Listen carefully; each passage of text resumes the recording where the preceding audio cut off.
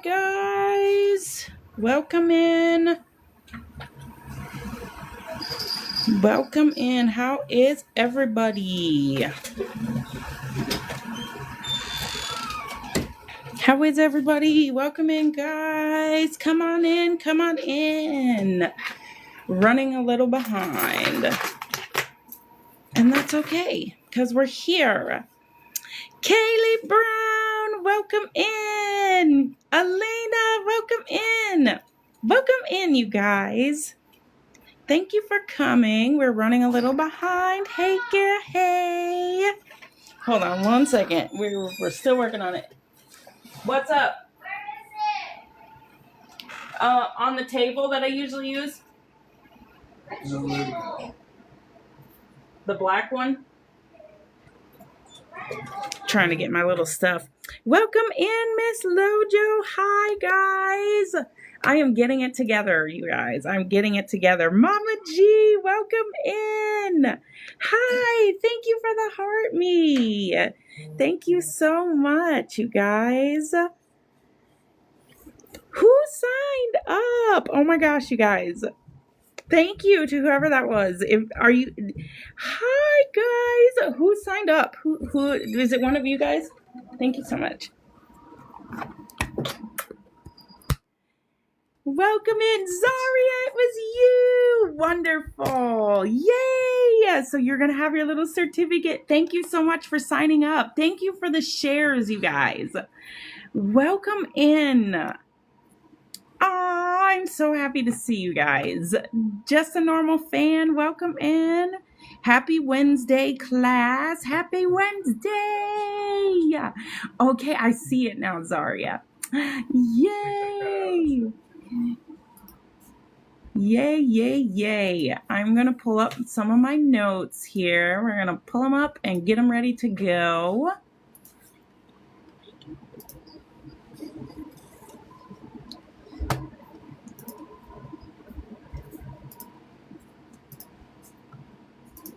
How is everybody's day? Tell me favorite parts. Thank you so much for all the shares. Thank you, thank you. Thank you for the repost, Miss Lojo. Can everybody hear me good? I hope so. Drop some ones in the chat if the sound is good. Thank you for the heart me, Zaria. Thank you so much. Good, good, good. Okay, everybody can hear me. Yay! Sam, welcome in. Welcome in, you guys. We are going to get started. I'm just giving everybody a few minutes to come in here.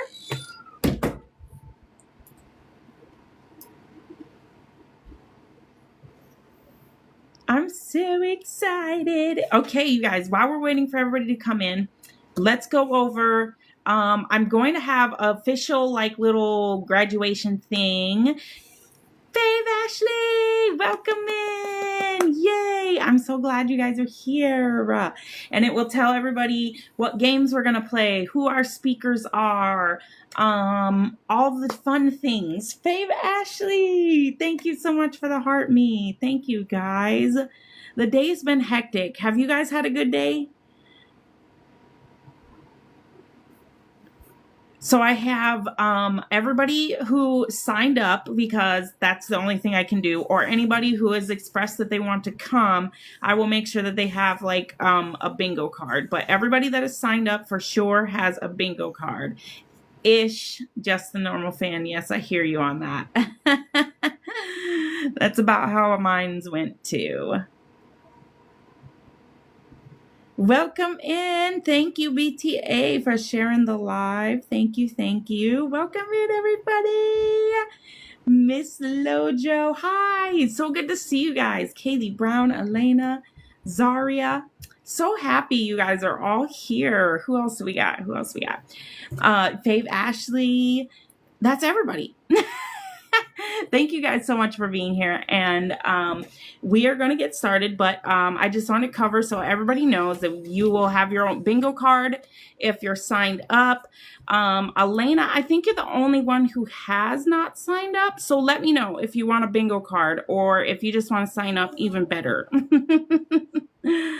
But everybody who is signed up will have a certificate and will have a bingo card, all the things we need to play our games. But we will start out with a little like drawing guess game, and we'll kind of go from there. If you if you are already signed up, give me 1 second here. Let me check out these goals we have here. If you are already signed up, then you know that we're going to be doing a Halloween stream where we can just chill together. That's going to be later in the evening. So, that's going to be fun. That is going to be on Halloween. Is that for the first? Oh no, Elena. Yes, it is for the first of graduation day. Yes. Graduation will start at 4 Central Standard Time. And then the Hamilton Watch Party, if you are interested in that, that will be on the 6th. That will be at 6 p.m. that same day. So we'll be here on live to celebrate with everybody. Everybody can invite their Mimi, one of those two. I got you, girl. What's up? Thank you for the heart me. Thank you. Welcome in. We're just getting started, so you're just in time. Oh, no fun. But yes, if you can pop in by all means. If not, you can still jump in the Discord because we're having more stuff come up. So yes, you finally caught me. Yay. Welcome in. So good to have you. So we will do something. We're doing something Halloween night. It's going to be later in the evening. I want my family to be all home and all my kids settled down. So that time might change, but tentatively it's set for around 9:30. Because I'm pretty sure if I remember right, we're usually home by 9:30. We don't be doing a lot. We take our kids through a couple things and they do their stuff and we're usually home pretty decently early. Thank you for helping me meet the gift code. Thank you. Yay. And thanks for lighting it up. Who lit it up? Let's see. Was it my?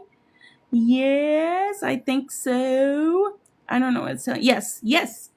Is it my or Mimi? Because, girl, I don't be remembering. My. Okay. Yay. Got you. Yay. Okay. So glad you're here. So yes. So that is happening on Halloween. This Saturday is going to be our watch party in Discord. This will be our very first one. And we are watching Commonwealth v. Michelle Carter. If you do not know who Michelle Carter is, she is the girl who said, she encouraged her boyfriend at the time to harm himself. Self-unaliving. That is what happened. And so this is about her case, and we are going to take a very close look at some of the things we've been going through in class, which is feelings versus the law, and this documentary is perfect for it. So this Saturday at 4 o'clock is when that is set to start. So I hope you guys can come. If you're not already in Discord, let me know, and I will jot your name down so I can get you the link. But yes, so that will be this Saturday. After this Saturday, we have one more class. That will be on next Wednesday. I am going to move that class to 7:30 because I did not realize that this class and my son's hockey practice would correlate. So I think we're going to move it to 7:30 for next week's class. You need the link, you think, Miss Lojo? Okay, let me remember this. Hang on.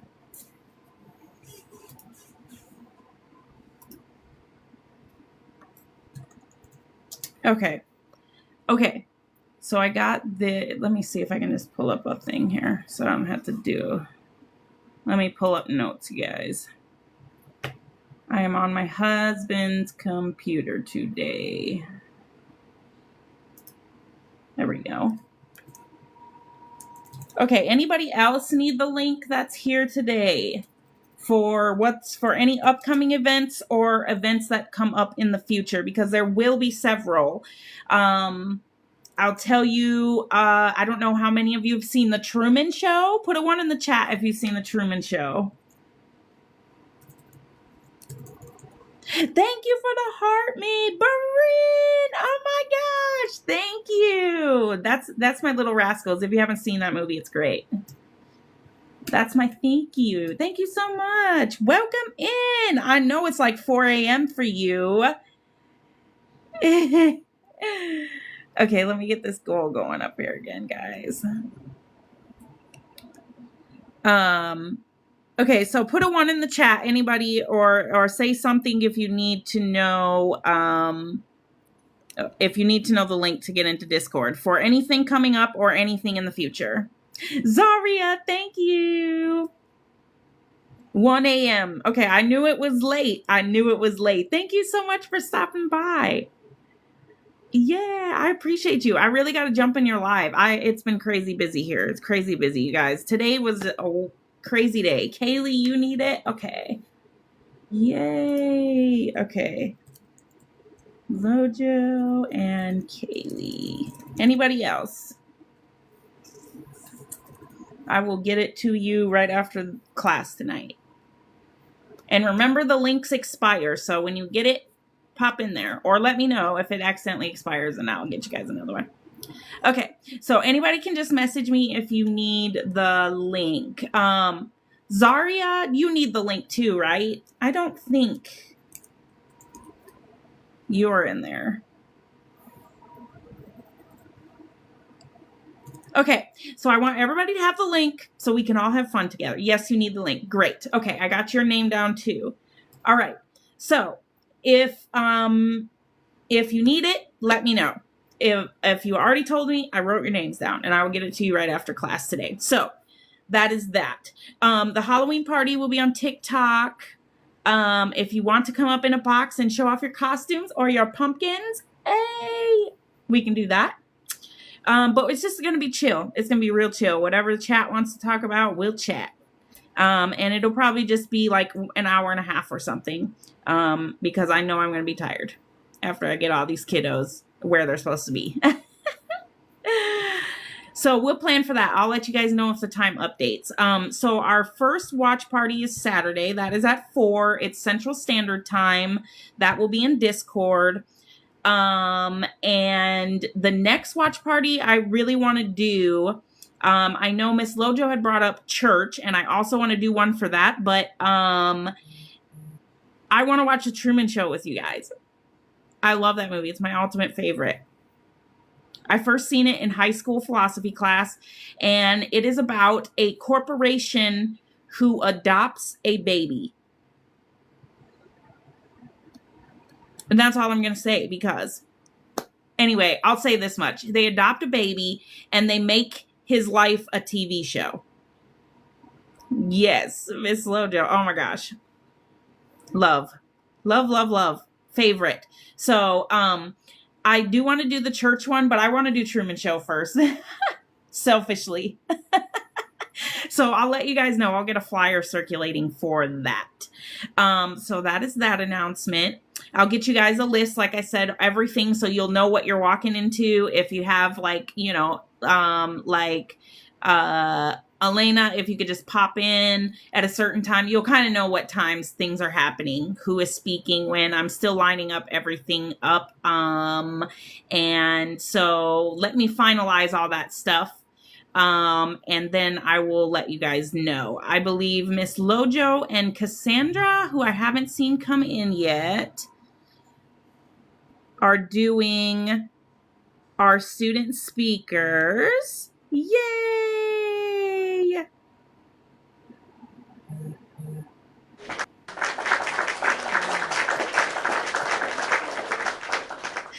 So I'm very excited for that. I have one other speaker lined up. And I think that's about it. So that is that. Oh, it's giving me a flash goal. Hang on. Oops. I don't know who I just invited. Whoever I invited, ignore that. It was an accident. I think most of you have already sent your heart me, so don't even worry about this goal, y'all. I am not stressing. Okay, let's get started because I know you got IRLs to get back to, y'all. So that is that. Does anybody have any questions? Thank you so much for the heart me, Elena. Thank you so much. Does anybody? Yes, because that's very smart. That's very smart. I should start doing that because, man, if you don't put that heart me up yourself, they'll send it to you in a flash goal. And usually everybody throw it right away. And so it makes it hard, which I appreciate. I don't care when you throw your heart me, y'all here. I do not care. Okay. I appreciate y'all for being here. I love all the heart me's, all the gifts, all the roses, everything. And y'all know I've given the spiel before. Thank you for being here. Okay. So does anybody have any questions about the announcements?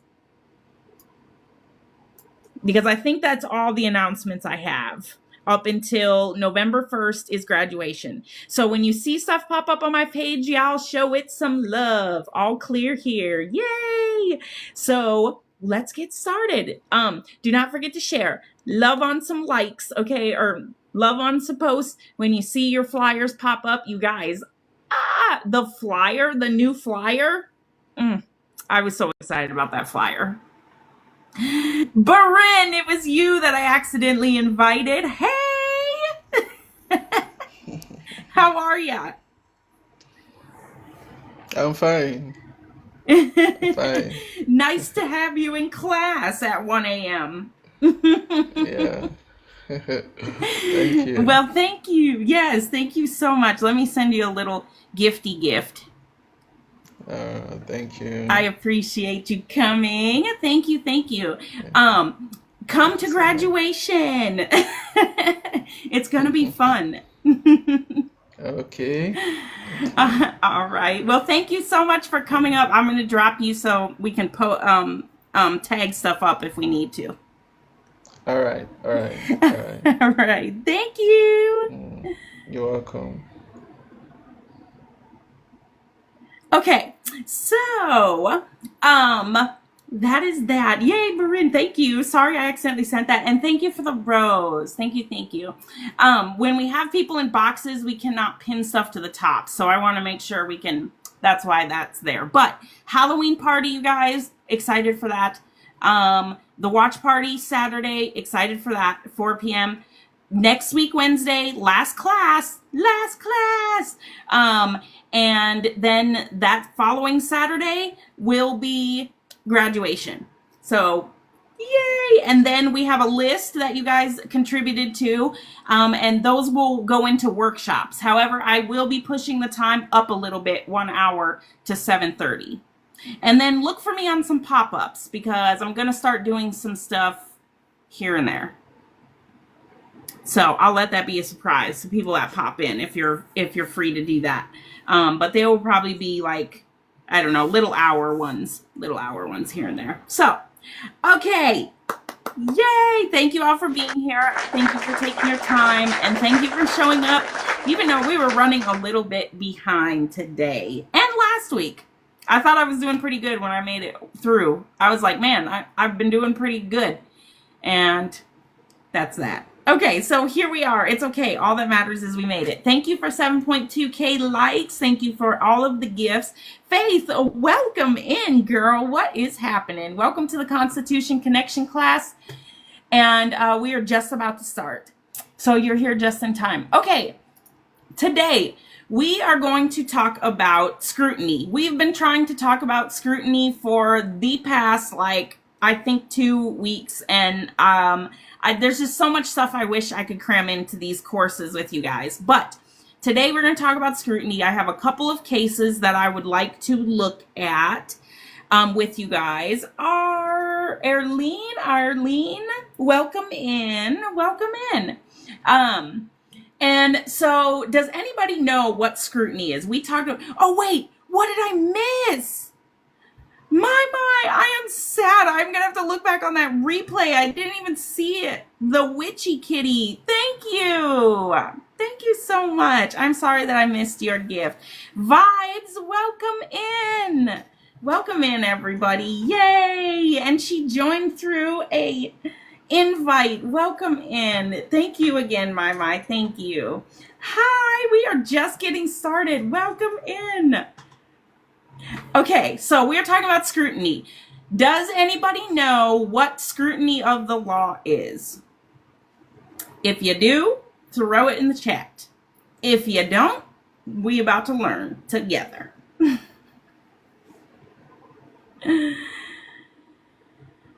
Close inspection? Yes, Elena. It is close inspection. A close inspection or impartial inspection. Yes, inspection of what? What are we inspecting when we are talking about scrutiny?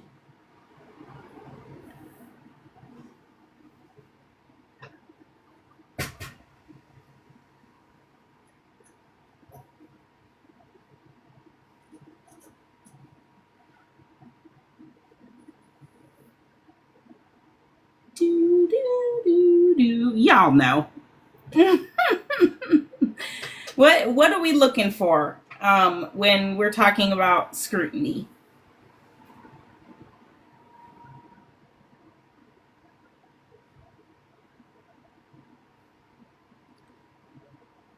If it's constitutional, yes. So,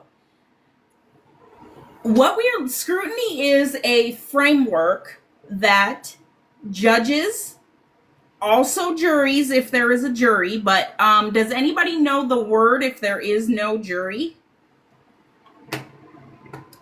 Thank y'all for all the likes. What's the word if there's no jury? Diana, yay! Welcome in. Hezekins, welcome in. Does anybody remember? This you would have actually seen on my page. I don't know if we specifically discussed it in here. Oh, thank you, Diana. I appreciate you. Thank you so much for coming in. Remember? So, it is called en banc if you have a trial that is just with judges. Thank you, Hezekins, for the heart me. Thank you so much. So it is called en banc. ENBANC. En banc means, thank you so much for my gifts. Thank you so much. It means that you are just in front of a panel of judges. It could be just one judge, but typically it's more than that, especially if you're talking about the Supreme Court. So if you've ever watched an attorney argue at the Supreme Court, you can see that on like C-SPAN. It is very intimidating. It is literally just an attorney arguing the attorney's side of the case, and the rest is left up to the judges. Welcome in, you guys. So that is en banc.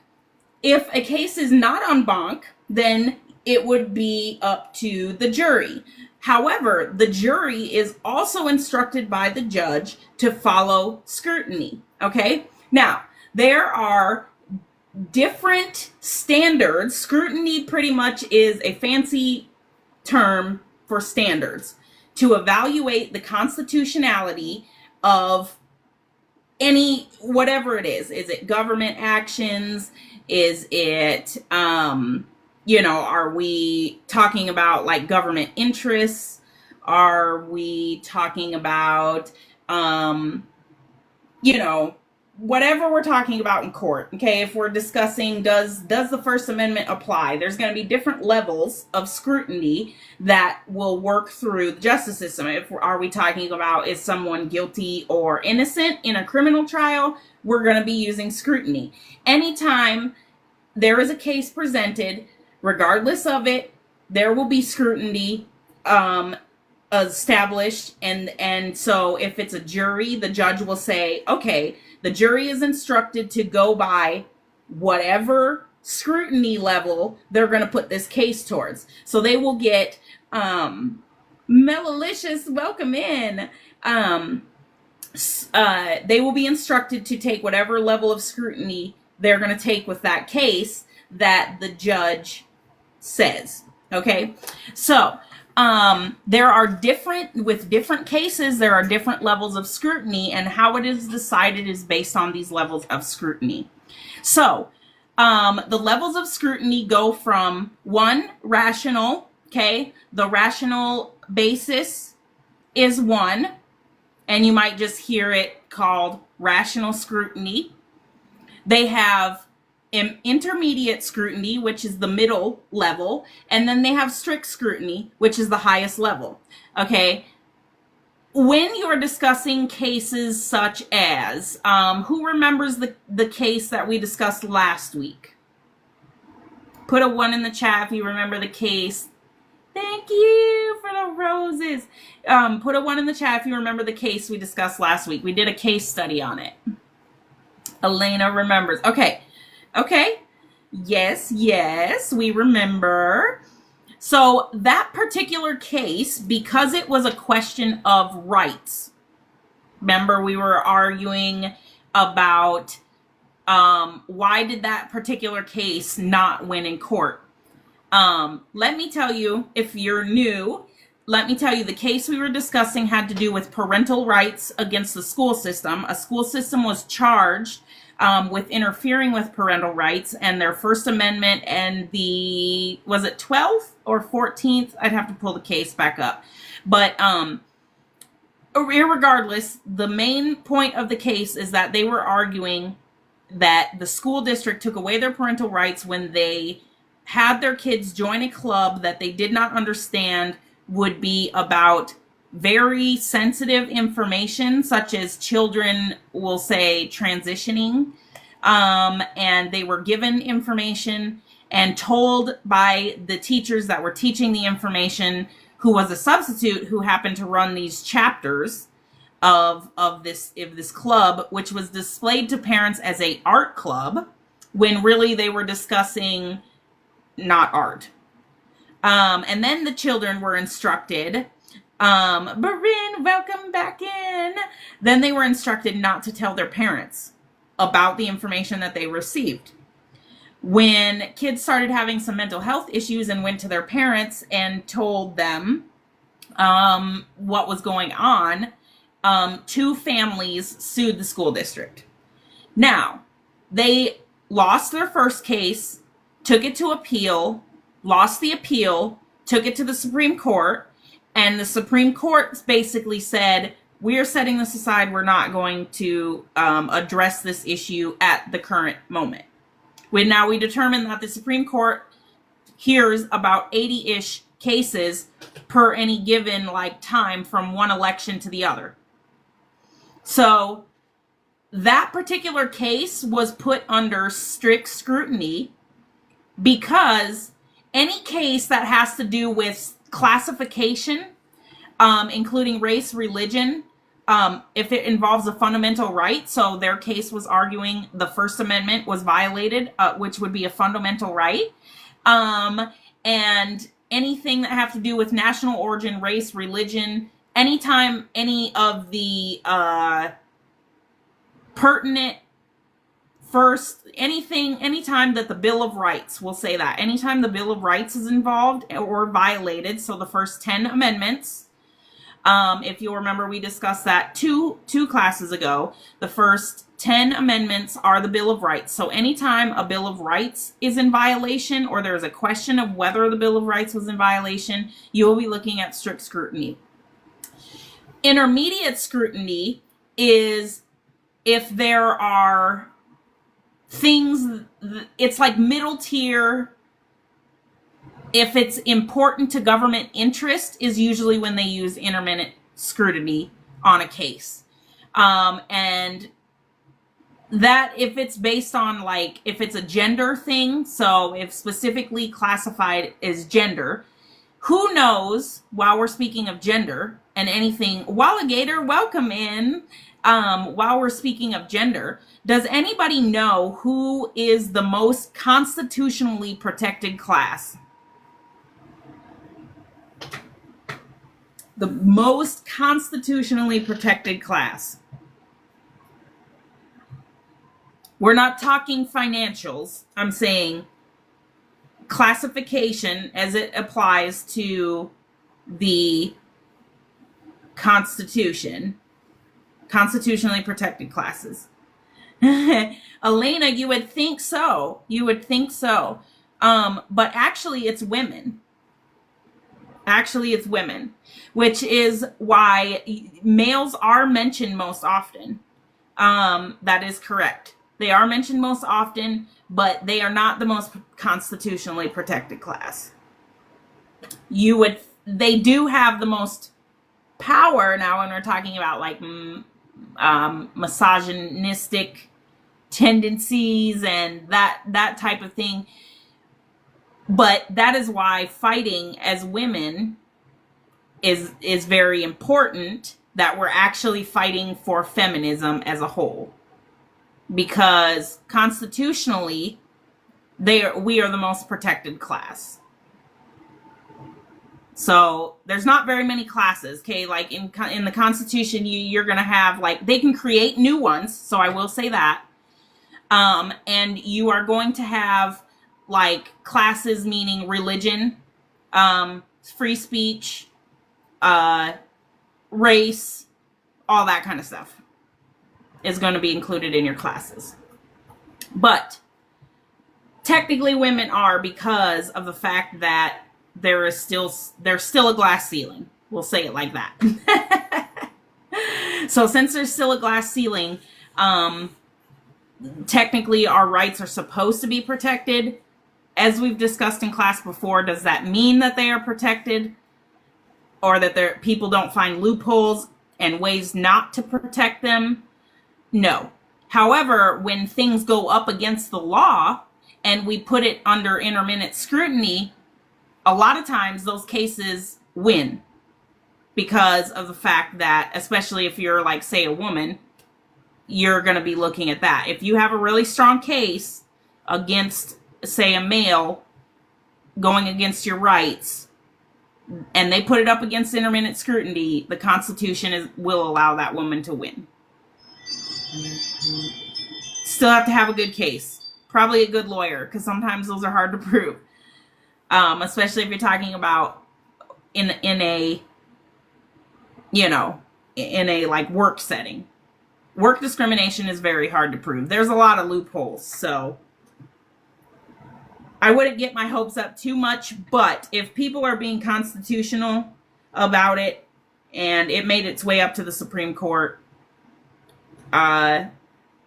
whoever did it, it made its way all the way up, then they will probably be in trouble, because that usually does not stand up very well.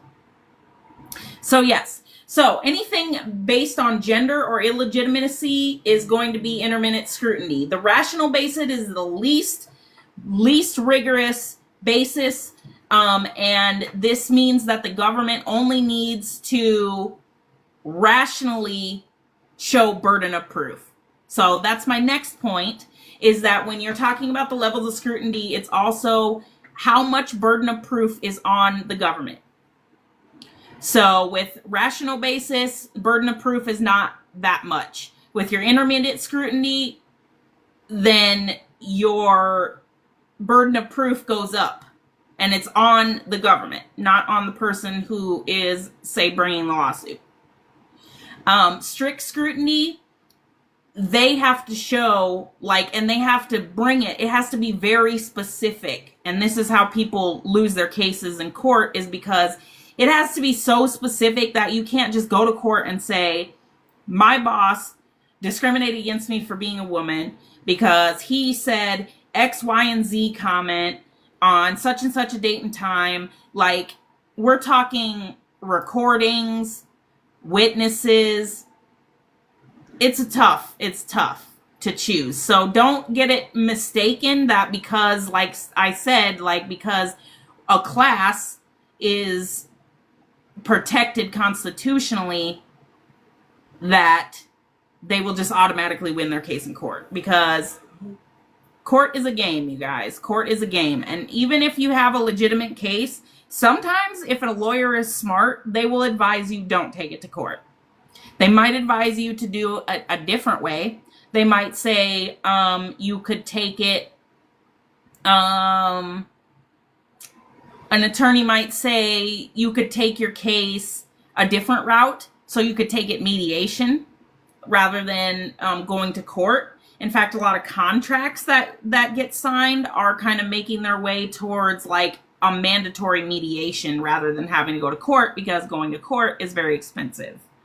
So sometimes if an attorney is looking at a case, like, yeah, you have a case and it's very valid that you would want to take that to court. But like I said, court is a game. And when you start watching like our documentary that we'll watch, you'll see. And you'll start to see, because you don't know what they're going to argue.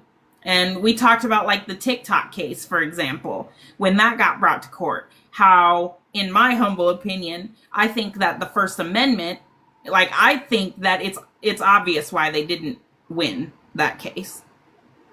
Because I think that they were arguing the wrong. I see why they were arguing it, but it wasn't the best argument.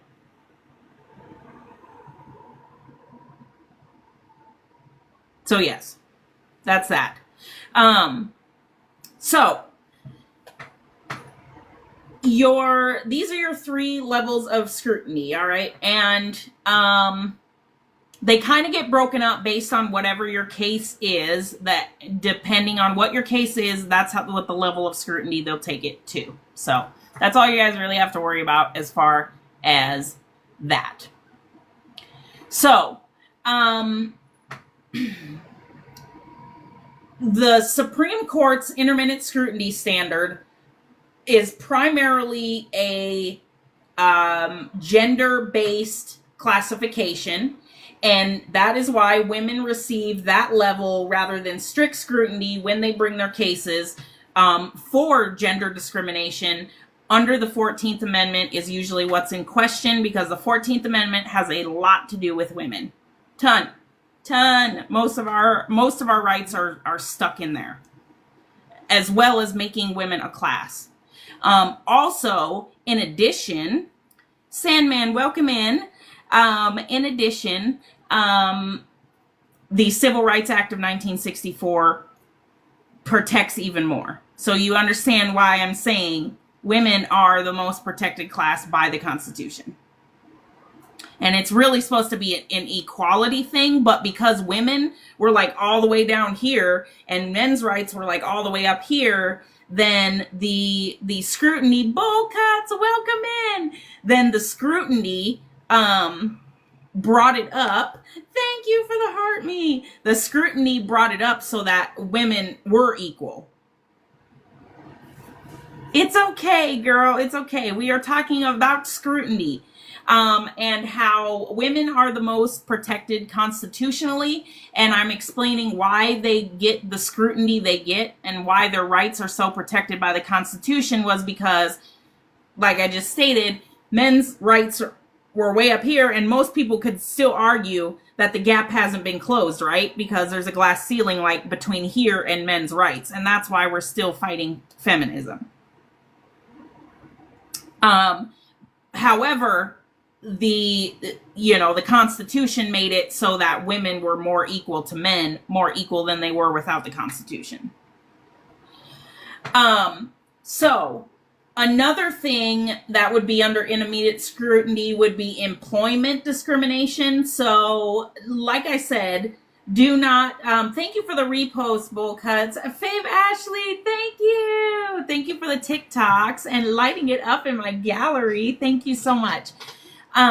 So employment discrimination and gender discrimination are very, very hard, even though it's a medium level. Like I said, they're very hard to prove in court, because you need direct evidence. You need how it impacted you. You need to, anytime you go to the court with a complaint, you are going to go to court and ask for reprieve What you'll see in court documents is listed as a prayer to the court, and it will pretty much ask for your reprieve. So you need to be able to state how you were how you were affected, why you were affected, and then you need to make sure how you were affected is constitutionally protected. Jordan, welcome in. And then after that, you're going to have to prove the burden. And then after that, you're going to have to get proof under federal law, Civil Rights Act, or other, if it's gender discrimination, the 14th Amendment. So it's very hard to prove, even though you have a less burden of proof once you actually get to trial. It's hard to work your way into court. Not saying don't go for it. If something like that happens to you, what I would advise is an attorney, 100%, because there's going to be a lot of ways that they can get out of it that you might not think about. Workplace harassment, be it any kind of harassment, that also falls under intermediate scrutiny. Sorry, guys. Uno momento, por favor. So that also falls under the same level of scrutiny. Affirmative action. Let's talk about this for a minute here, because there is a lot of misinformation that goes around about what affirmative action is and what it specifically does.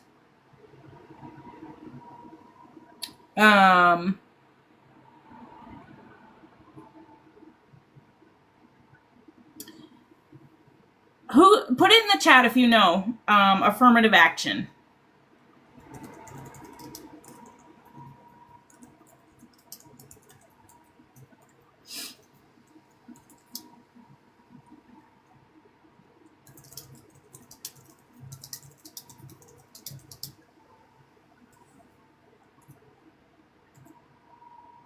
You're second guessing yourself. Yeah, that happens a lot. Girl, I studied it and I second guess myself all the time. All the time. Okay, so affirmative action is a set of policies or practices. I had to look up because I will ramble. Okay, y'all get the rambly version. I'm condensing it. A set of policies or practices designed to increase representation for groups that have been historically underrepresented. Okay, those classes that we were just talking about, women, race, religion, creed, all this stuff. When you fill out a job application and it's like, hey, we can't discriminate against you, blah, blah, blah, on this, this, and this. Affirmative action was designed to close the gap for people who are underrepresented and who were under, employment and education. Those were the two biggest things. And it specifically put in ways to do that. That was affirmative action. Now, let me tell you both sides, okay? Some people say affirmative action doesn't work. Why do we even need it? Screw it. People will do the right thing, right? We cannot police morals or ethics. You cannot even pass a law to ensure that people will be morally and ethically, that they will act in a moral and ethical way. Even a law is not going to do that. If people are going to be immoral and unethical, we have to have laws because everybody has to know what isn't acceptable, but that will not necessarily guarantee that somebody is going to follow those laws. So the purpose of it was, so some people say it doesn't actually work, it doesn't matter, because if people are going to give you education and they're going to give you employment, they're going to do it regardless. And if they're not, they're not, even if the law says. Now, we all, maybe we all, I don't know, but you can still experience things that are discrimination without employers saying that they're discrimination. So you can go apply for a job and he sees that you're a woman, but he had a male apply for the job and he wants to give it to the male because of a gender bias or a gender discrimination. And you'll never know because he's just going to say the position's been filled. That kind of thing. We had a few things. Thank you for the shares, you guys. Thank you. We had a few issues where we live. There was bills that were in the House, like in our House and Senate to be voted on. They were on the floor about hair discrimination. So they were saying, natural hair. They were discriminating against that. And a lot of people, like, they wanted to pass this bill. And I thought, like, they're just going to come up with another reason not to hire you, if that's really what their thoughts process is. Like, what would the effects of the bill be? You know what I'm saying? I understand. I agree with it. Like, people should not be able to discriminate. But, hey, it is what it is, right? We have people that do naughty things with the law and weaponize the law. So, be aware, be careful of things like that, because to be honest with you, if somebody's going to discriminate against me, gender basis, hair basis, race basis, any of that stuff, I do not want to work there anyway. I'm glad that person didn't give me the job, because I don't want to be wrapped up in that. I don't want to be working there with somebody that don't want me working there. So if they're forced to hire you, that's going to lead to what? Harassment? Probably. Maybe. Because a law can't police ethics. So, regardless, that's why I disagree. And I do believe we do need affirmative action laws. And also, affirmative action laws made it so that employers, hostile work environment. Yes. Yeah, that's exactly what will happen. Like, if somebody doesn't want you there based on your race, and they're forced to hire you. And that's the other thing they say. Why put affirmative action in if hostile work environments are going to be the result, because people are forced to hire you. But they're not forced to hire you, okay? So let's also be clear on that. Affirmative action is not a law that says they have to hire you. Because like I said, they'll just say, we want more education. Or they'll say, we want more experience. They'll say all sorts of things when they don't want to hire you. So it doesn't solve that problem. But we do still need it, okay? And it's because more funding can come to the people who are offering these programs through affirmative action. So things like the National Football League, jobs, schools, everybody has to be on an equal playing field to hire or send your kids to schools. All has to be veterans, people with disabilities, which, if you didn't know, the Americans with Disabilities Act turned 25 this year. Another side note. Rain, welcome in. Welcome in. So it's supposed to help close the gap that discrimination and basically discrimination and segregation created when that was the law, that we could do that. So it was supposed to ensure that there were fair opportunities for underrepresented groups, mainly in education and mainly in the work environment. Those are the two people that it was supposed to affect. So it doesn't guarantee minority that they will be hired, but it ensures that they will get an interview and get a chance to be considered. Does anybody know there's another law, and it is for felons? Does anybody know what that law is called? It does something similar to affirmative action, but specifically for their class. Does anybody know what it's called?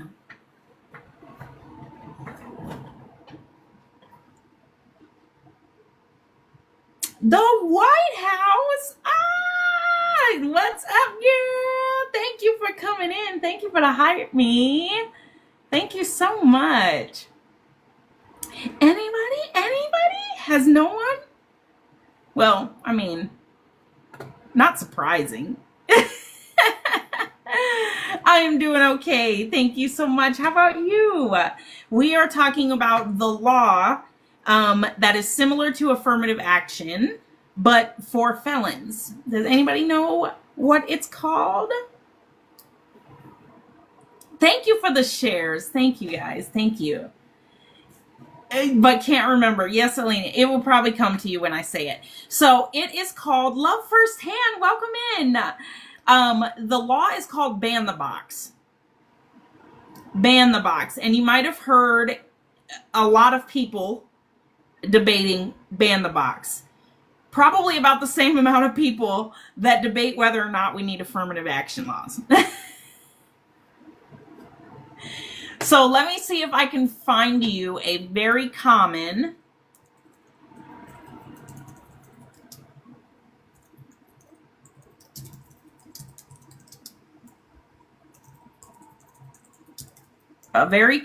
court case here for affirmative action. And we're talking about affirmative action cases will, oh my gosh, thank you for all of these gifts. You guys, Fave Ashley, thank you. White House, thank you. Oh my gosh. Thank you for the populars. Thank you for the pumpkins. Thank you for the friendship necklaces. White House Decor, thank you for lighting it up in my gift gallery. Fave Ashley, thank you for lighting up the friendship necklace. And White House Decor lit up the pumpkin. Thank you, guys. Oh my gosh. You guys are too sweet. Okay, which one should we do next? Let's see. I don't know. Okay, we'll do pumpkin pies. Because I'm not a huge fan. You guys, I do pumpkin for like a week, and then I'm like, get out of my face with it. Yes.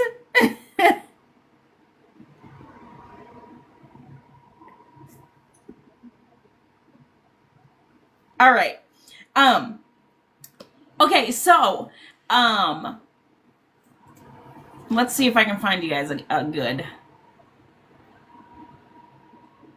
I don't know if this is a good one, but okay. So there's been a few, and most of them, remember I said that it's students and thank you, White House. Thank you so much. It's students and jobs that affirmative action applies to. So most of these, they have Regents of the University of California versus Bakke. I have read a little bit about that case, but the court ruled that while affirmative action is constitutional, because this has been a huge thing, this is the big debate, is it constitutional to tell people or to give tax cuts, tax credits to people for hiring based on affirmative action? Is it constitutional to give them funding?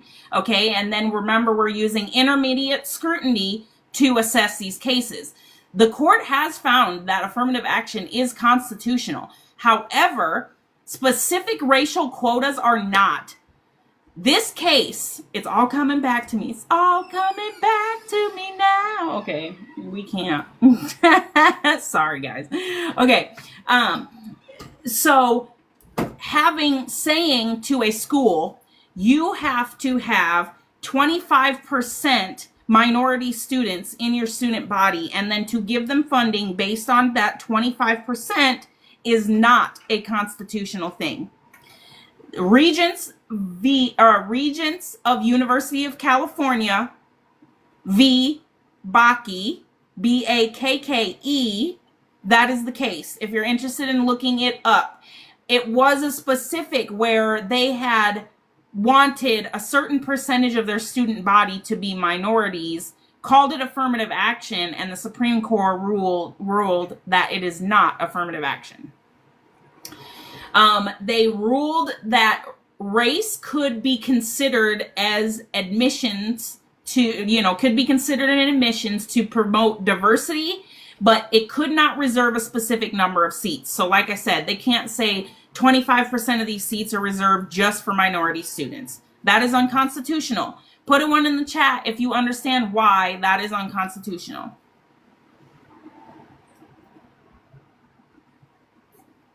Whether it's a minority or not, they can't say the same thing of vanilla students either.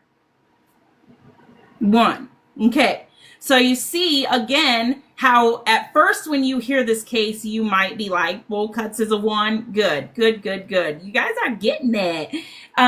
Because you cannot, that is impeding on somebody. And I remember this case, it was a vanilla student that brought this case against a chocolate student who got admissions to, I believe it was a medical program, while he did not at this university.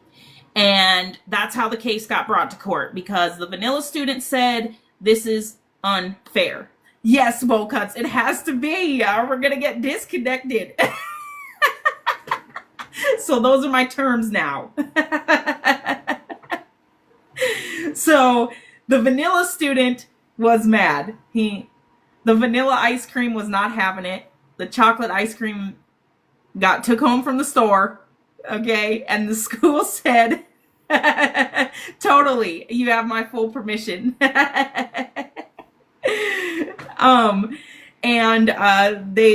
was mad, and it was found that it was unconstitutional because there wasn't that equality that the First Amendment and the Bill of Rights protects, regardless of who it is. Another one, Grutter B. Bollinger. I have not done as much research on that, but that was brought against the University of Michigan's law school, who used race as one factor among their admissions. And in that case, they upheld Regents of University of California v. Bakke. They upheld that, again, that fell under the unconstitutional, even though the school claimed it was part of their affirmative action. Students of fair admissions against Harvard. You guys, when you look up these cases, affirmative action cases, you will see Harvard come up more than you would think. For a high standard school, you would think that they were very diverse in their student bodies, but there was a time when that was not the case. People even still have even currently had to fight a lot. So, to get into a lot of high schools, and they will use different things to turn these people down to avoid having affirmative action cases brought against them. So that's that. Okay, so that is affirmative action, and we are coming back to that.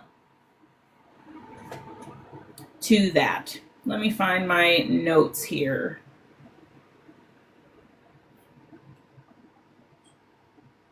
Okay, so to bring employment discrimination or gender discrimination, you must be in a protected class, race, color, religion, gender, or national origin, and show that the discrimination was the case. So even though it wasn't a minority student that brought up the case that we just discussed, Bakke is what I'll shorten it to. In the Bakke case, race was very clearly a factor because the school said it was a factor, but they claimed it was under affirmative action. The Supreme Court said affirmative action is legal. However, telling him that he cannot do something or be somewhere or take a seat that was reserved for a certain amount of students, minority students specifically, was not constitutional. So he won his case because he proved that it was discrimination based on race because of that Supreme Court's ruling. Now, explicit statements, direct evidence. Direct evidence is a statement such as, I'd give you a promotion if you were not chocolate. Okay, if somebody says that to me, then I'm running. Especially if it was recorded. If I catch it on video or it's recorded on my phone, like I'm standing next to my coworker, we're TikToking it up, and I get this dude in the background saying this, direct evidence. I could use it in my case. Let's see. If there is a lot of wide variety, so say you were up for a promotion, there is a case on this. I cannot remember the name right off the top of my head, but there is a case such as this. The company was the main percentage of the company was comprised of vanilla people, 90%, and 10 chocolate people. And they laid off 10 people from their company, and 9 of those people were chocolate. One of them was vanilla. if you take that to court, it is going to be seen in your favor if you brought a discrimination case based on that. Because not only would you have direct evidence, such as a statement, but their workforce was primarily comprised of vanilla people, and they laid off all of their not vanilla people. It's kind of a, red flag. If your burden can show that an employer had some kind of pretext, or so if you found people that said, oh, I've been at 10 parties with this dude, and every time he's saying something that is against a minority group, it's going to go for evidence that way too. Evidence is hard to obtain in these cases, though, like I said, because direct evidence, who is catching this on tape and camera? People try, but, and then the context is also going to be looked at. What is the specific context of your video? And it's not just this moment. They're going to be looking at everything. So you have to establish that you're a member of a protected class, and then link it to the adverse action or that they're saying. Okay, so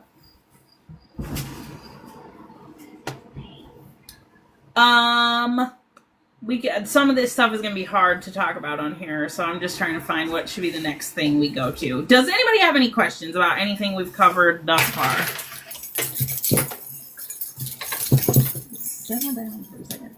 There.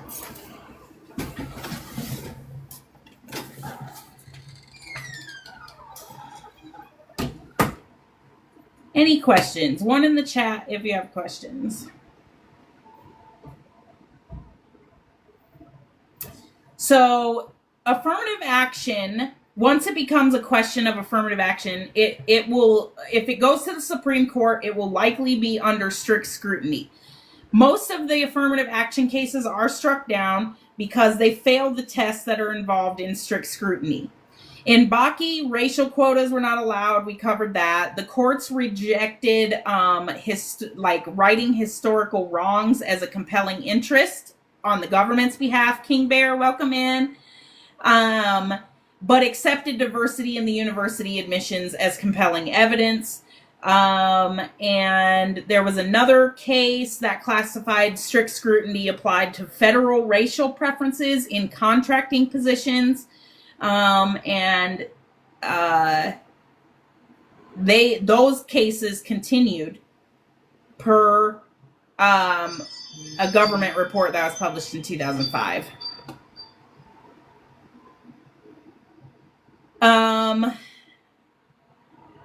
It's kind of going through some cases, more cases here. Gratz versus Bollinger, we talked about that case.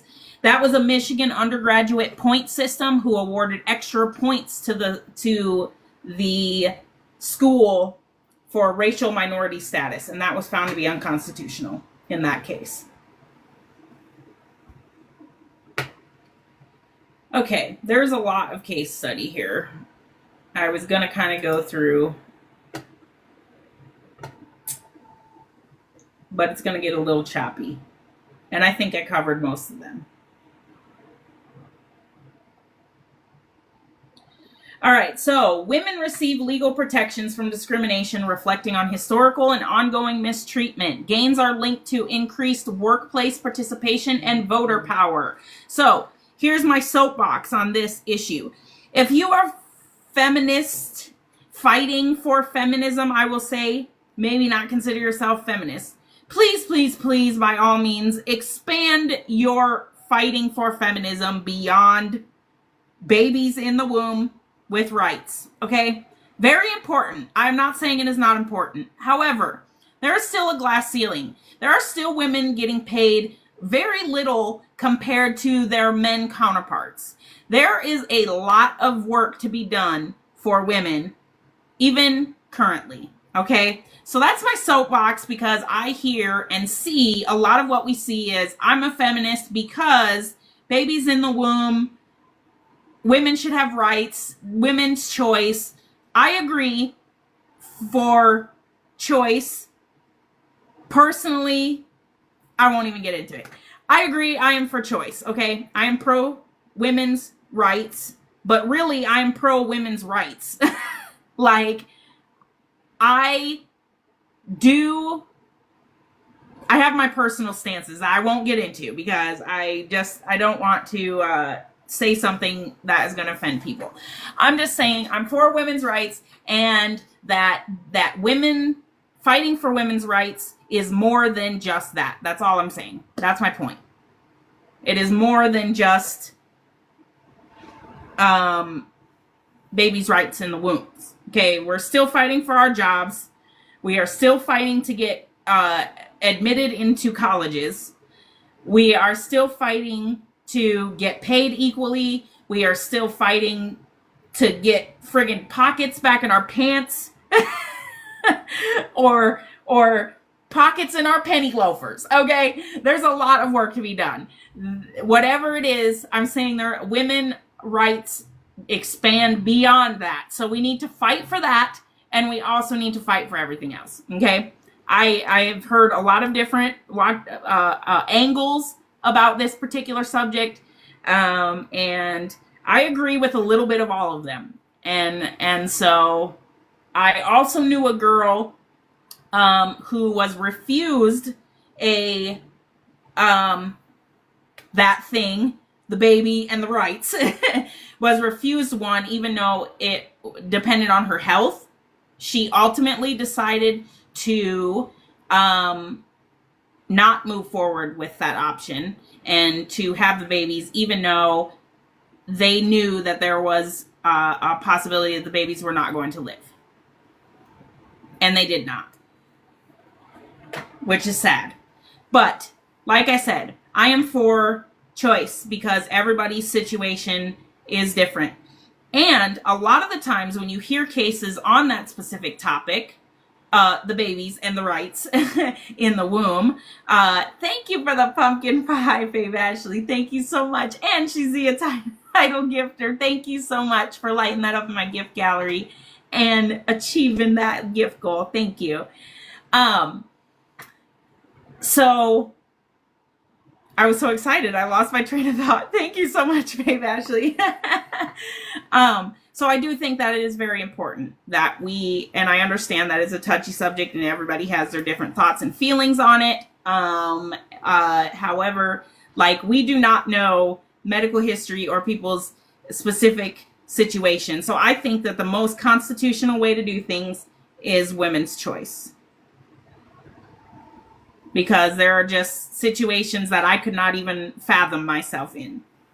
So that's it. Okay, I'm getting off the soapbox. I'm sorry, guys. I love you guys. I hope nobody's like, I'm never coming back again. I hope everybody can see where I'm coming from, constitutionally speaking, because I have other beliefs that kind of conflict with that, you know? Linda, I am still here. Thanks, girl. I'm not trying to run y'all off. I'm just saying that, yes, constitutionally speaking, women's choice is the most constitutional thing you could do. So yes, but it would go with affirmative action, and it will look at, it will look at everything. You're going to be looking at strict scrutiny. They do not want to increase the scrutiny on women's rights because less scrutiny, the better. And it would be ideal. But current conditions of our state of the union and current conditions as the Constitution is written right now justify the protections that are there and also justify the scrutiny they use, which is strict scrutiny once it gets to the Supreme Court.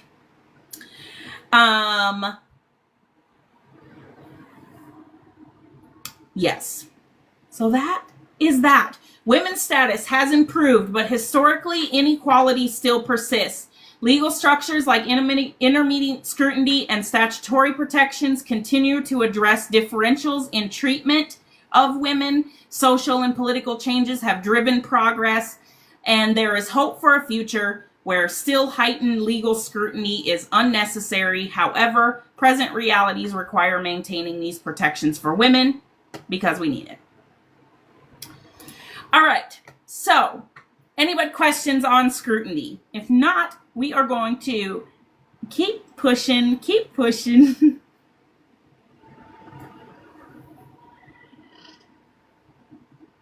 If you have questions, throw a 1 in the chat. If you do not have questions, don't say anything. All right, let me reset this, and then we will move on to the next one. Thank you, guys. You guys are so sweet to me. Okay, let's see. The next thing I want to talk about, and I haven't seen if there's questions, so if you have questions, I'm coming to ya. Just give me one uno momento, por favor. Okay, so moving forward, the thing that I wanted to touch base with you guys is, Diana, thank you so much. Thank you for achieving that gift goal. Knocked it out of the park. Thank you, and still going. You are the title gifter of the pumpkin latte. Thank you so much. Thank you. Thank you. Oh, that is so sweet. Thank you so much. What I want to talk about was last week, we had a short little discussion on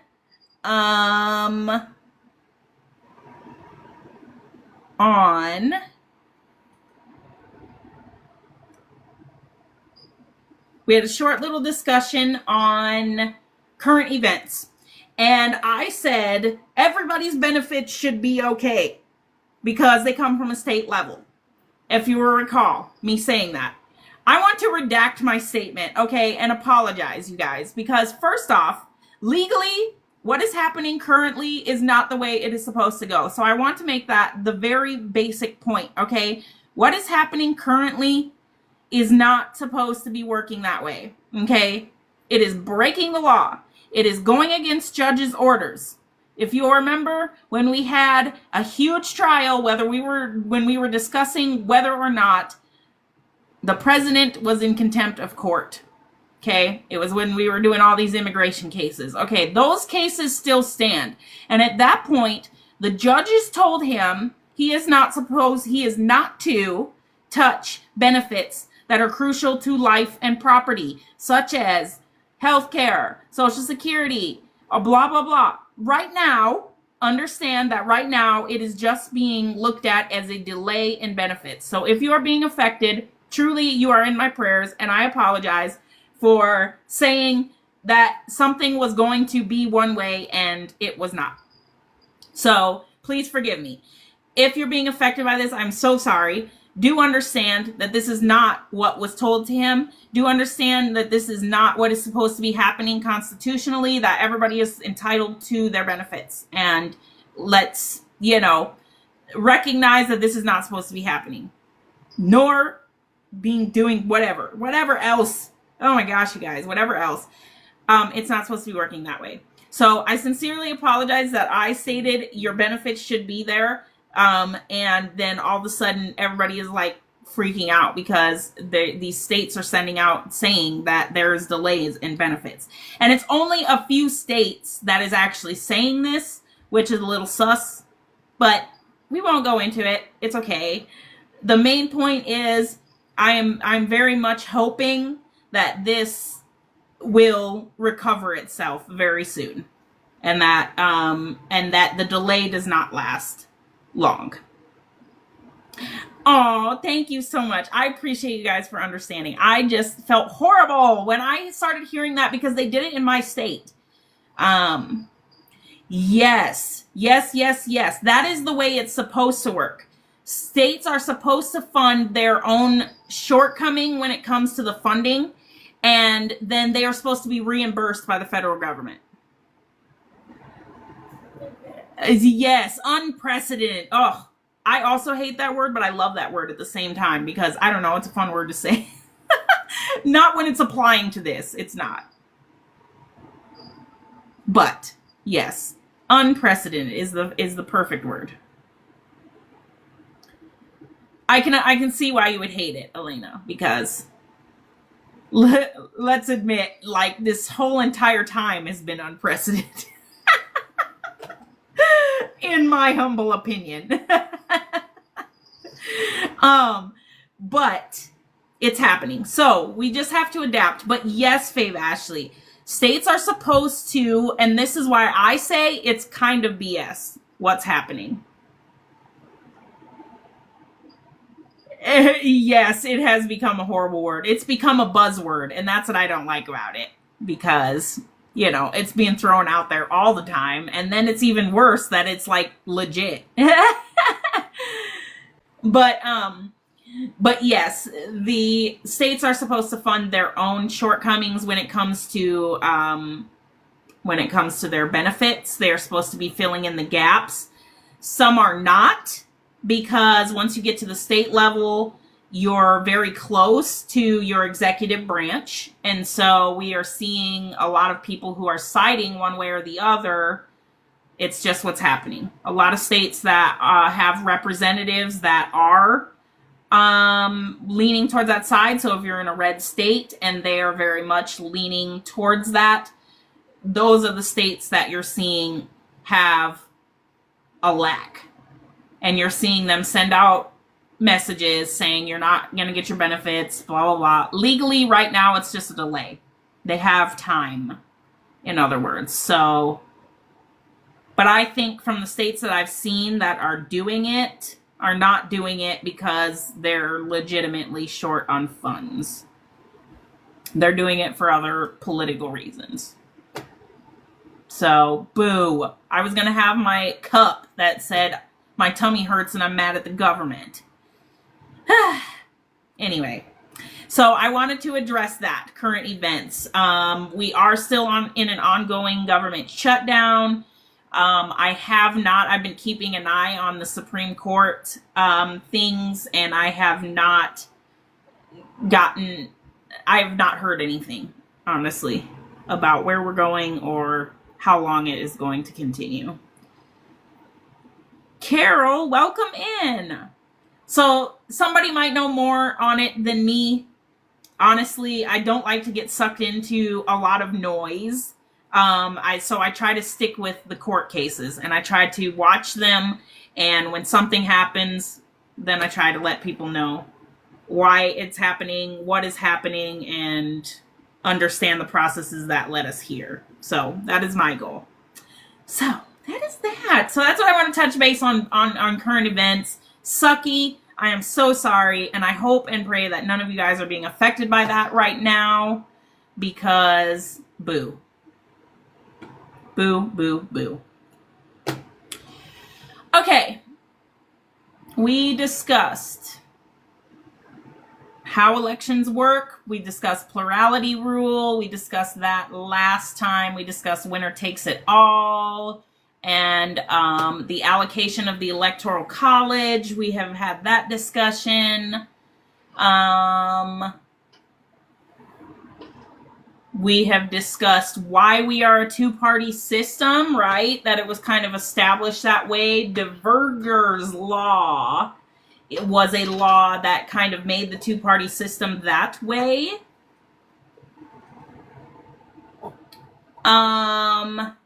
And we also talked about the political spectrum. Do put a one in the chat if everybody remembers all of those discussions we had last time.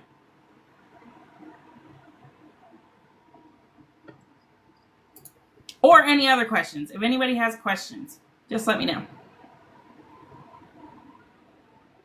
I'm looking through to find, because I thought, but I really think we covered everything I was going to cover tonight, honestly. It was mainly scrutiny. Yes, Elena, you were here. Thank you guys so much. I am absolutely having so much fun with you guys. Okay, let me see here.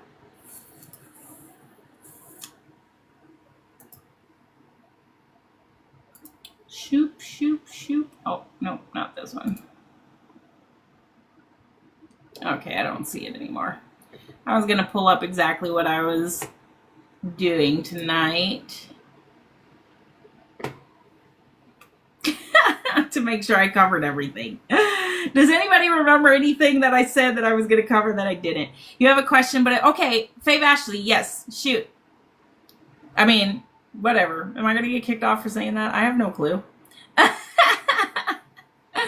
But yes, send your question over. You think you remember, Miss Slojo? Okay. We've covered a lot, so if you guys do not remember, it is okay. And while I'm waiting for Faye Ashley's question, I will...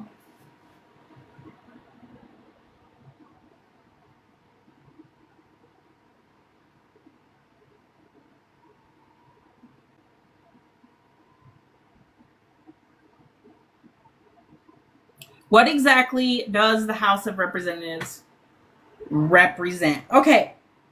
Let me think how to answer your question in the best way.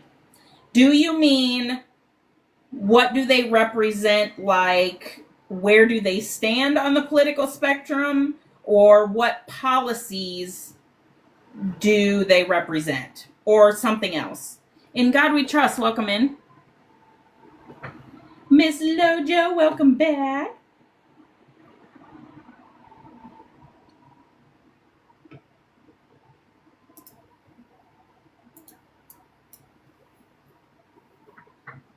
Thank you guys for 22.7K likes. You guys are the best.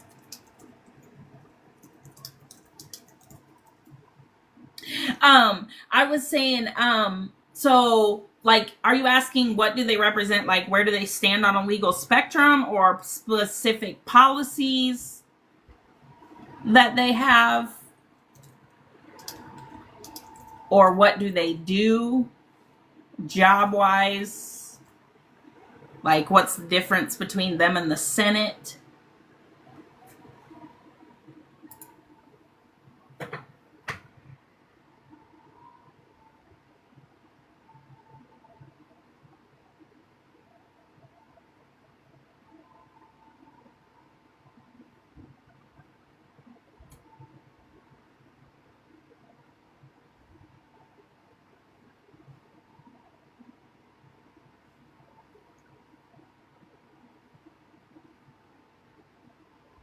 Then Senate, then Congress. Yes. So the House of Representatives and Senate make up Congress.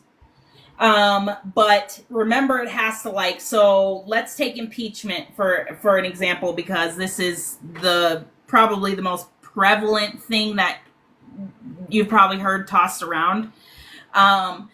So the House is going to make laws, control money, impeach people, and they also elect the president. If no presidential candidate receives the majority of votes, they are the person who will elect a president. The House has 435 people in it, and each state determines the by its population. So for impeachment, for example, if the Senate, so you remember, let's think back to first presidency of, let's think back to Orange's first presidency, okay? His first time around, remember, Senate wanted to impeach. So they wrote up articles of impeachment. In fact, I think this time around, they already have also done the same thing. I can't quite remember, so don't mark my words on that one. But they wrote up articles of impeachment, and then the House of Representatives had to back them up on it to actually make it happen. So when the House of Representatives said no, then Congress as a whole could not impeach. So they just have to go back and forth. They do go back and forth. If that kind of answers your question. And impeachment proceedings, keep in mind that just because somebody gets impeached does not mean that it's removed. Okay, good. If you have more questions, let me know. Why are they separate processes? Okay, because impeachment is the trial. So in this case, he's going to trial before whatever, as I mentioned it. Okay. So in impeachment is the trial, and the removal is the result of that trial. So even though Orange got impeached, like 3 times last time, he was not removed from office because it wasn't a prayer to the court, pretty much. So they're they are two separate things, because you can be impeached without being removed, but you can't be removed without being impeached. So that's an important distinction to make, because impeachment is the actual proceedings. Okay, Fave Ashley. Yay! I'm glad I could help clear that up. I am happy to help clear that up anytime. Yes, yes, yes. Okay. Any other questions? Any other questions?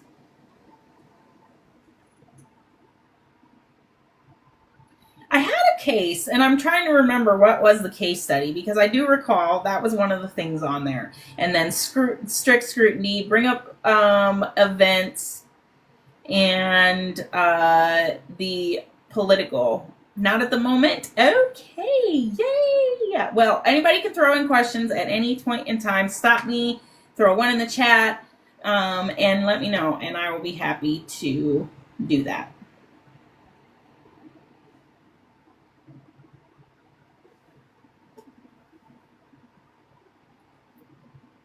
Okay, well, let me try and think here. What was the case I was going to bring up tonight? If I can't remember, I might just have to push it over. Yes, Miss Lojo. Yeah, impeachment is the trial where they're going to be standing. Then both people have to argue why he should be impeached. They have to make sure that the impeachment is on constitutional grounds. And then you would ask for removal as the penalty.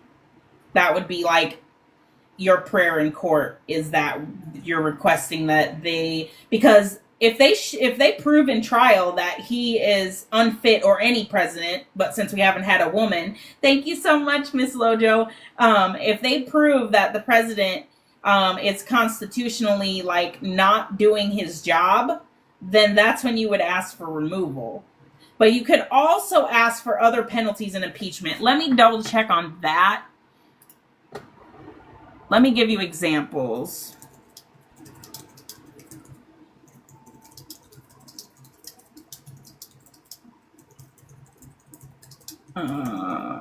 Impeachment trials.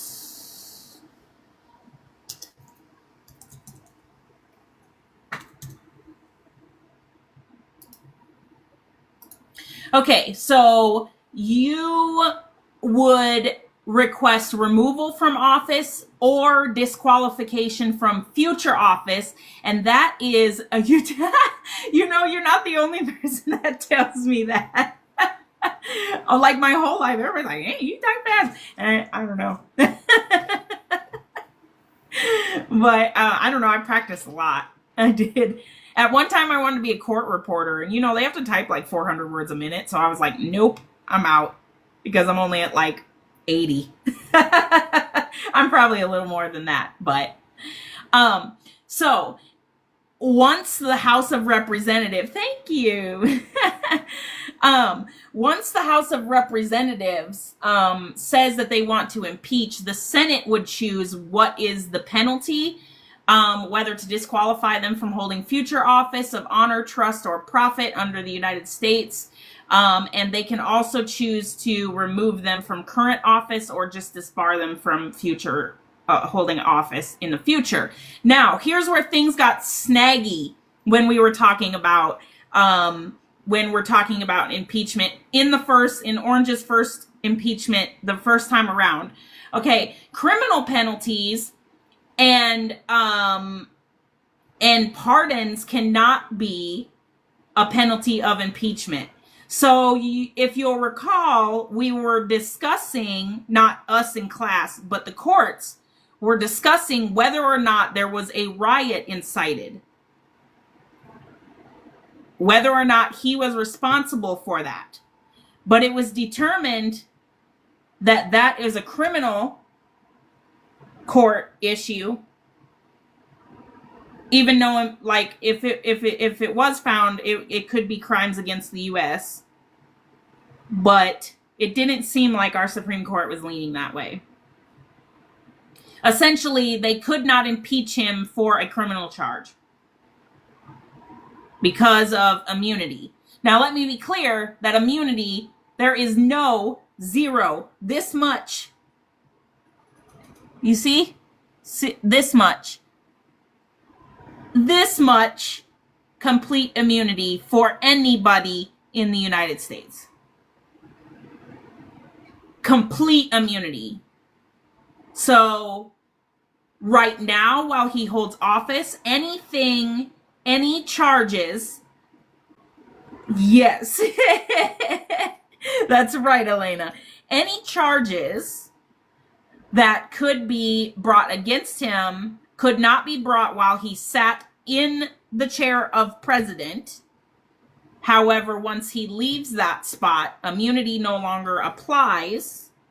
And immunity is not complete immunity. So when the Supreme Court said that he had immunity, it was not complete. That didn't mean he could do anything, but impeachment usually has to come from crimes that apply to his specific seat as president. While you could probably argue that legally that he did violate that, you're still going to get into sketchy grounds, and that's why it didn't really stand to hold a penalty of removal, if that makes sense.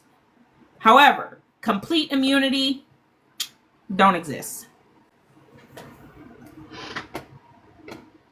And he cannot get convicted and then pardon himself. That is just the way it goes. The Constitution don't allow for it like that. So that's that.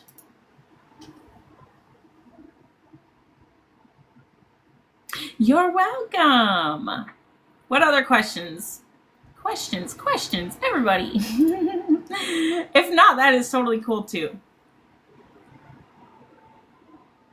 We're like winding down on my content. Like next week, we're going to I think we'll play some Bill Blitz.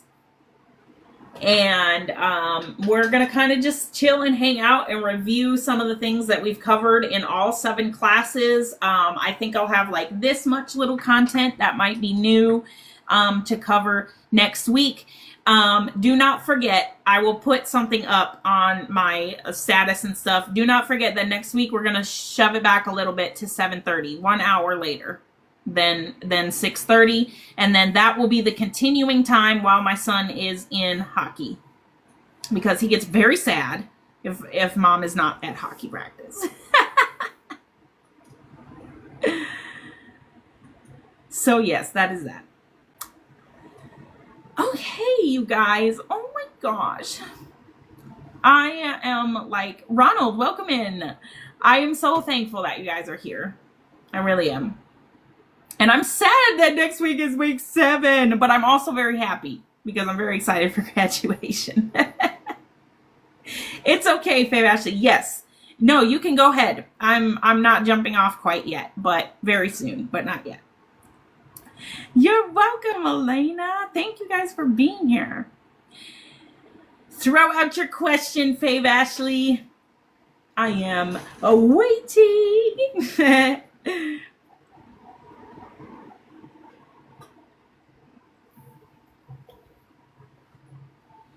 I have so much fun with you guys. Diana, thank you, girl. You lit it up. Thank you for lighting up that gift in my gift gallery and reaching the gift goal. Thank you, guys. Oh my gosh. I'm going to have to remember to do your guys' posts. I'm horrible with that. I'm so sorry. Horrible. I think I posted like all 3 weeks in 1 week. Like just boom, boom, boom. All of these. videos. Thank you so much. Go ahead, Fave Ashley. It might be getting filtered, Fave Ashley. You know how they be.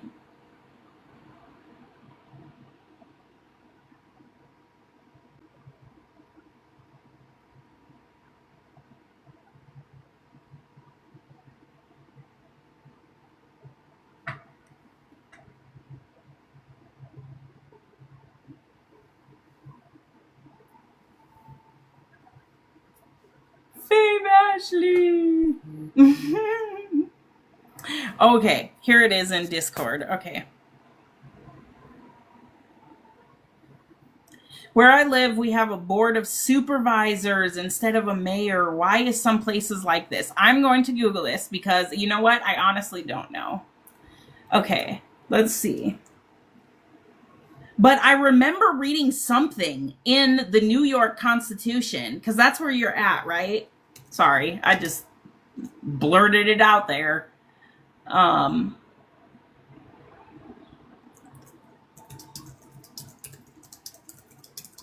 A board. Let's see. Oh, okay, okay. Used to then, maybe. Okay.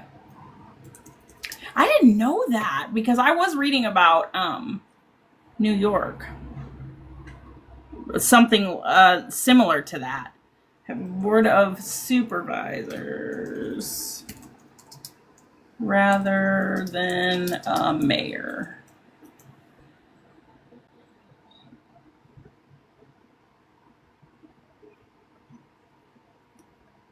Okay. Specifically. Okay. Yeah, I thought it was something like that. Because I remember talking about New York with you. Okay, so different states use a board of supervisors instead of a mayor to govern counties, which are administrative divisions of a state. This model, also called a county commission or county council, dates back to colonial history and is rooted in different regional traditions regarding the distribution of local power. So essentially, it says the primary distinction lies in the level of government, as a board of supervisors is the governing body for a county, while a mayor typically serves as a city or a town. Cricket! Thank you for that heart, me. Thank you so much, girl. Welcome in. We are answering Fave Ashley's question. She had to put in Discord because it's filtering. She is asking that her state has a board of supervisors rather than a mayor. And I was not sure. So we are Googling. So it's because of the level of government. That's the short answer, Fave Ashley. Because it is considered a county, like you said, Monroe County, PA, rather than being a city or a town. Coolbach. I might have to do some research on that. That's interesting. So basically, your state government is deciding to work differently. Not even your state, just your county. And since it's not apparently not considered a city or a town, you would not have a mayor. Rachel, welcome in. You have a governing body. Yes, Fave Ashley. 110%. Yes. It's weird. I lived in a town once that didn't have anything but a gas station. I'm gonna scoot over here real quick so I can, let me see if this is a, yeah, this is a C. Okay, so I can plug you guys in here. Yay. Okay. But yes, it is very weird to move from one, from a big city into a rural area. I have lived in both. I lived in a town called Beaver Creek, Minnesota. Very small. Didn't have a gas station up until like a year before we moved there. And this wasn't like nothing olden days about it. It was very small, and not, it was considered a township. So kind of like yours. So they also, ran off of like a city council, or what did they call it? the board of supervisors. It was a very small town. And then the city I live in now is much bigger, but now where I live, we are divided between city and county. Yes, yeah, a lot.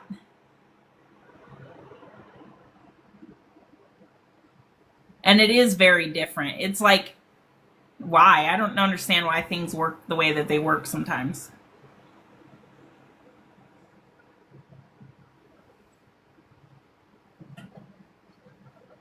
Apparently, for your town, they're still running off of colonial times. Because that's where that came from.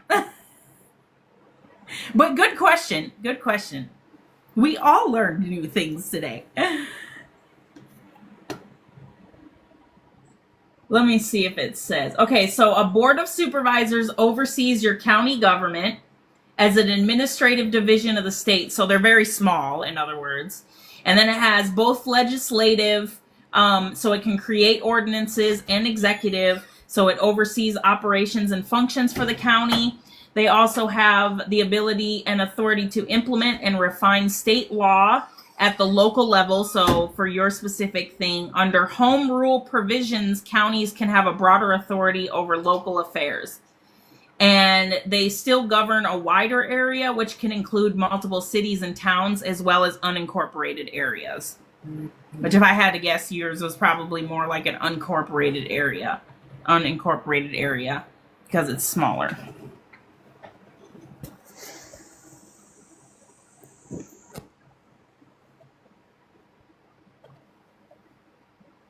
Any other questions? Questions. It can be about anything we covered in class. Cricket. Who did you stole the title? Aw, thank you, Cricket. Thank you for the pumpkins. Thank you so much, you guys. Aw.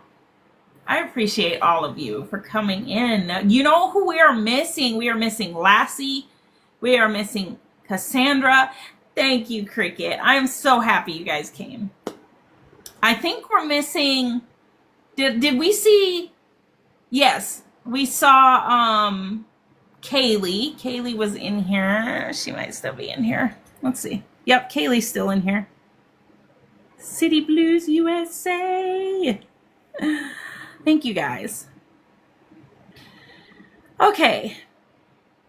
Well, you guys, I think that's all I had for you guys tonight. If there are no other questions, I'm open to questions. I think, in fact, we're going to have like a lot of like question and answer time next week. So if you have other questions, bring them with you next week in class, because I just kind of want to have a good time, hang out, and do Cricket. Ah! Thank you, Cricket, for my 3 donuts. Thank you, Miss Lojo. Thank you all for being here. I really, truly have had absolutely so much fun, and I cannot wait for graduation. I'm very excited. Everybody come to graduation. Cricket, thank you so much. Thank you, thank you. Thank you guys for all the lights and everything. Okay, well, if there is no questions, I have had a whacked out day, you guys. Like, I had an appointment at 2, and my husband even was like talking to me on the phone, like, don't forget your appointment. You better get off work, because I have a bad habit. I'll know that I have like work, and then I'm like, I have to finish this one thing. It's like, I have to finish it. And by the time I finish it, I'm late for my appointment. Nina, welcome in. Miss Lojo, thank you for that last donut. Thank you for reaching our goal, you guys. Thank you so much. I appreciate you. And so it was a struggle today. So I was like having a decent day, good, talking to my husband. He's like, you better leave. I'm like, great, I'm leaving. I go to leave out. My daughter calls me. She says, where are you at? And I'm like, what are you talking about? Where am I at? I was like, I'm on my way to a doctor's appointment. And she's like, well, school got out early. You guys. And her school have no buses. This is her new school. Azzy, welcome in. Thank you for coming in. This is her new school. And it was just terrible. And she had a bad day and I was sad. And so like I picked her up and I'm like, you're gonna have to come to my appointment because now I'm late to my appointment. We get to my appointment, I have my appointment, and my son calls me as we're leaving this appointment. I'm like, she had a bad day, whatever. I was gonna take her to get a slushie. My son calls me and he's like, where you at?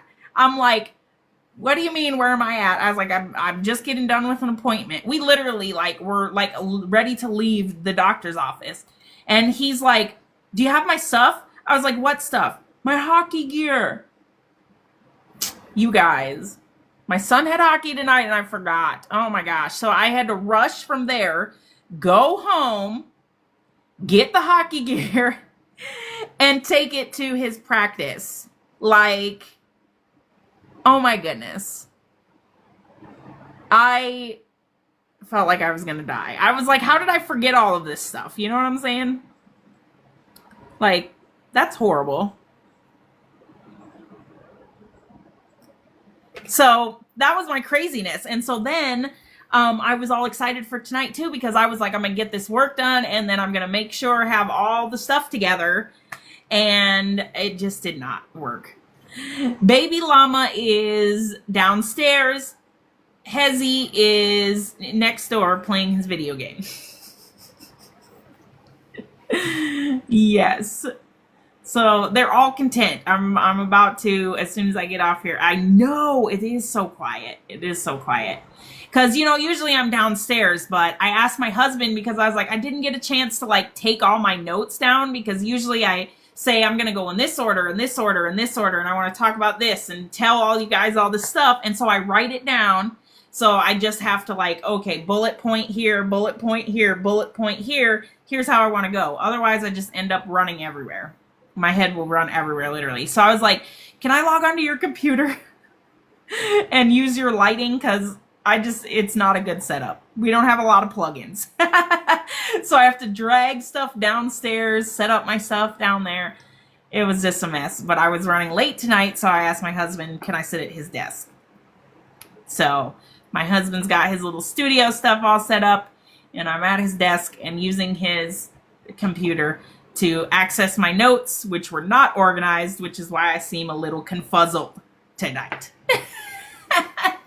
in my lessons. But we all still learned, so that's all that matters.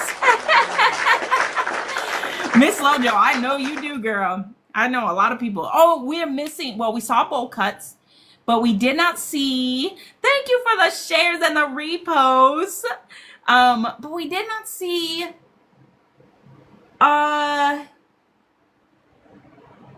Heather. Sad day. Why are we missing people today, guys? Oh. I'll have to send a message to them and say we miss them. Not that you guys don't make stuff fun. Gosh, don't take it personal. I love you all. Oh, Vilma, welcome in. Welcome in. So yes, my day was a little hectic, and then now here I am, and I'm so happy I still got to spend time with you guys. And we still got to get a good lesson, and we answered some questions. It is a weird day. Was it a weird day for you guys too? Put a 1 in the chat if you guys had a weird day too.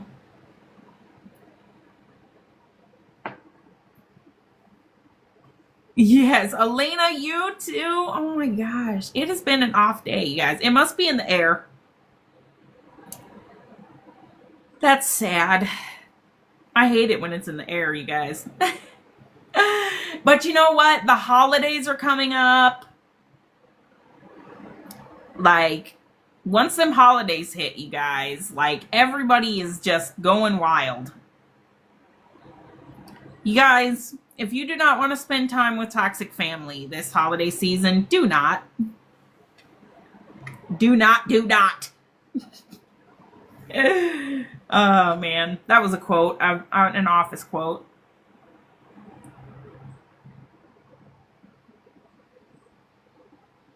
Old school office quote, you guys, first season.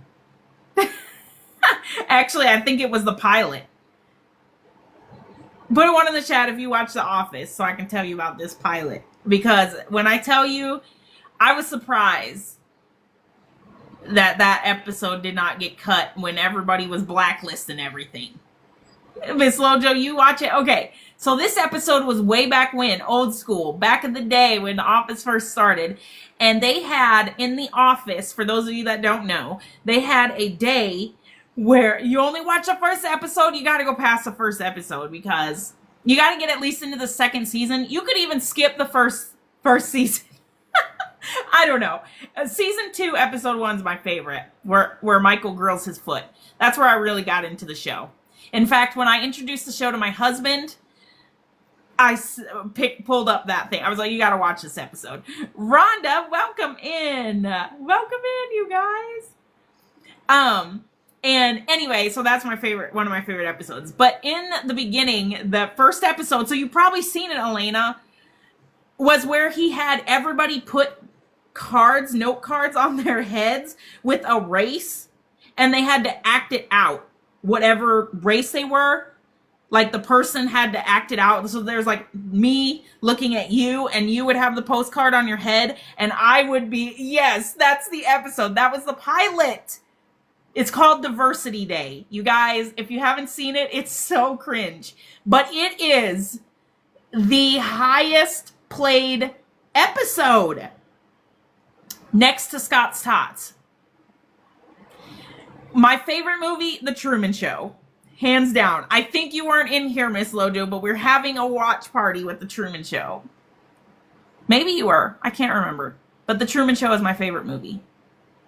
Barbie Beach Bum, I haven't seen you in forever. How are you, girl? Yes, you were. Okay. Yes, Truman Show all the way. Oh my gosh. I cannot wait to watch it. I hope you guys can come to that. I will ask what works for you guys so you guys can come to that watch party if you're interested.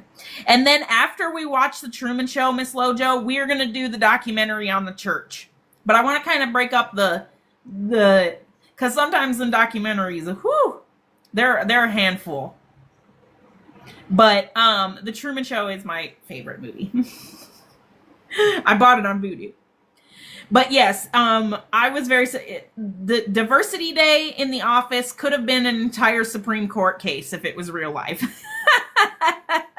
And if you haven't seen it, go check it out. You'll see what I mean.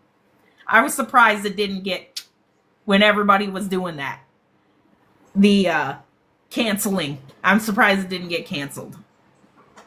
Surprisingly, that whole show, really, except one episode, they took out some line or part. I don't know. I was like, geez. I would have thought they would have gone after Diversity Day before that. Life with Eddie Murphy and Martin. Oh, I love me some Martin Lawrence. And Eddie Murphy is pretty good, too.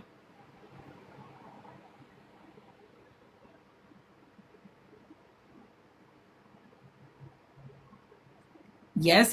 What is everybody else's favorite movie? Before we jump off here. I'm going to have to check it out because I don't know if I've seen it. Maybe a long time ago. I used to watch quite a bit of Martin Lawrence, but I still can't remember. Have you guys seen Juror Number 2? Hamilton, Alexander Hamilton. Oh my goodness. Don't even get me started, Fame Ashley. Yes, Hamilton is it's in my top 5, you guys. One of these days I'll go through my top 5. They go to prison for life. Okay, I don't remember seeing this, but Miss Lojo, I'm going to have to check that out. I really am. Beaches with Bette Midler. Huh. I don't think I've seen that one either, but I love me some Bette Midler. Mookie! Where have you been? Welcome in, girl. How are ya?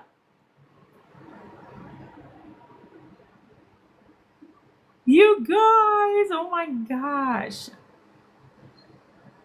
Do you still go live, Mookie? Because I swear I'll be looking for you out here in these TikTok streets. I'm going to have to check out these movies, you guys. Where have I been? Living under a rug, apparently. Because I don't think I've seen that one either.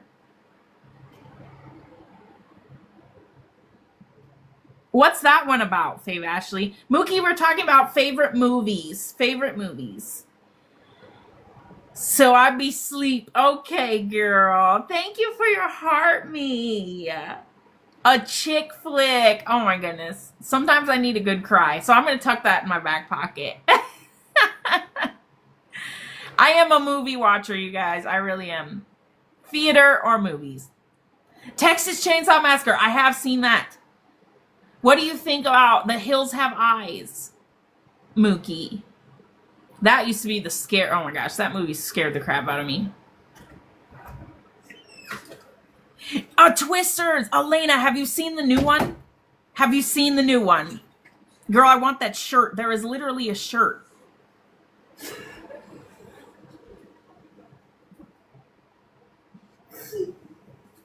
Beatrice May. Okay, that is good. That is good. You love horror movies. Bird Box. I heard everything about that show, but I did not actually watch that show. Uh-oh. I might. Oh. My phone is like dying, but plugged in. I don't know what's going on. I'll talk to you here in a minute, Hezzy. Okay. I did hear everything about Bird Box.